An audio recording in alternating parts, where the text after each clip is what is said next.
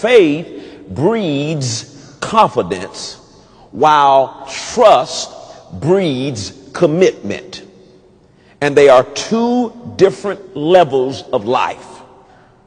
See, we're trying to get people to live by faith, and that's not even the level that we have to stop at. I chose to teach this series to show you that once you get your faith life together, now you got to work on your trust life.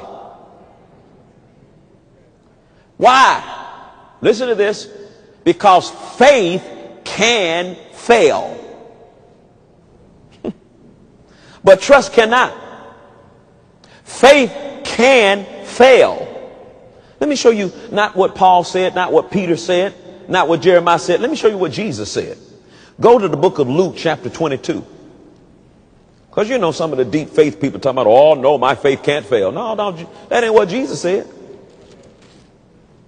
Luke 22, verse 32. Luke 22 and 32. And this is Jesus talking.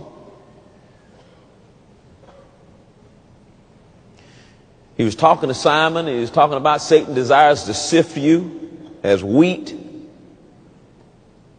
Satan is trying to get you to get your faith to fail. And look what it says in verse 32. Jesus is speaking. He says, but I have prayed for you that thy faith fail not.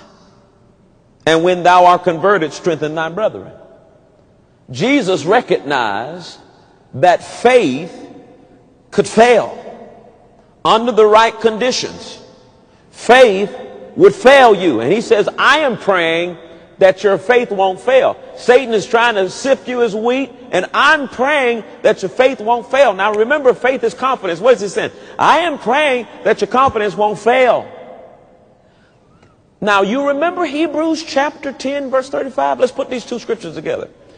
Turn there. Hebrews chapter 10, 35. Now Jesus says, I pray that your faith fail not. But look at Hebrews 10, 35.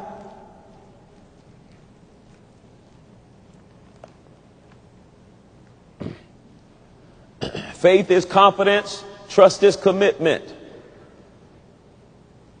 Not only can faith fail, but watch this. Let's read verse 35 out loud together. Ready to read?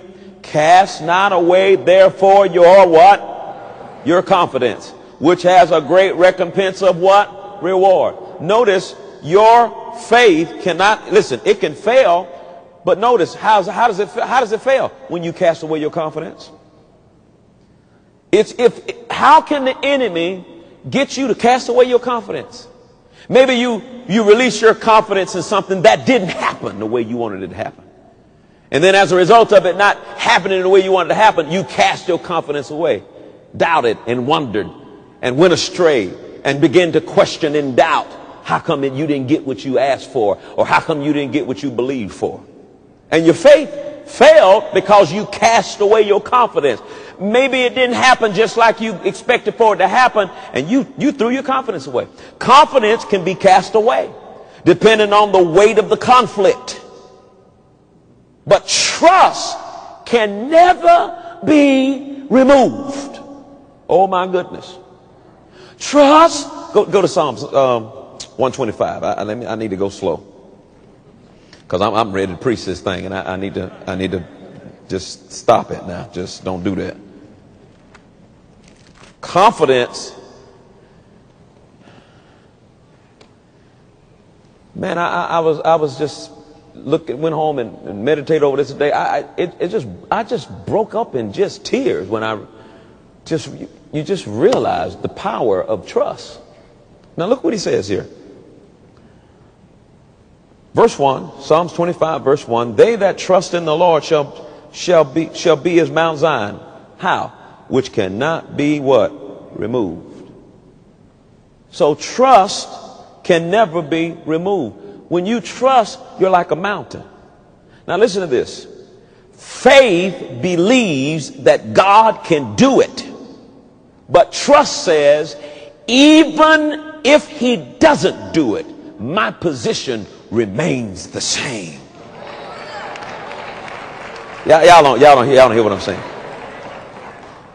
Faith has confidence Faith says, I believe God can heal. I believe that God can deliver. I believe that God can pay the bill. That's what faith says.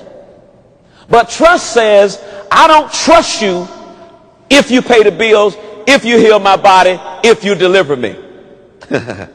It would be great.